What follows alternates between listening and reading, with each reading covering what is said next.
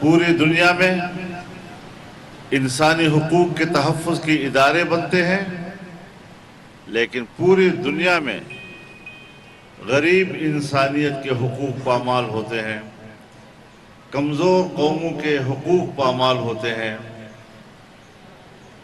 پاکستان میں دیکھیں، عالمی اسٹیبلشمنٹ جو چاہتی ہے دنیا میں وہ طاقت کے بل بوتے پہ کرتی ہے، عوام کے منشا کے مطابق نہیں کرتی۔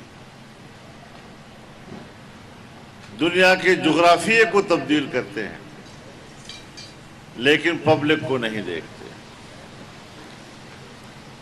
اور آج اگر دنیا تقسیم ہے، چھوٹے چھوٹے ملکوں میں ہم بٹے ہوئے ہیں اور مزید بانٹا جا رہا ہے، یہ تقسیم عالمی قوتوں کے مفادات کے لیے ہے، یہ عوام کی آزادی اور ان کی خوشحالی کے لیے نہیں ہے۔ لیکن لفظ جمہوریت ہے،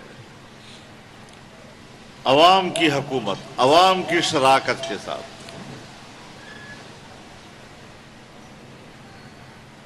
چھوٹے چھوٹے ممالک بنا کر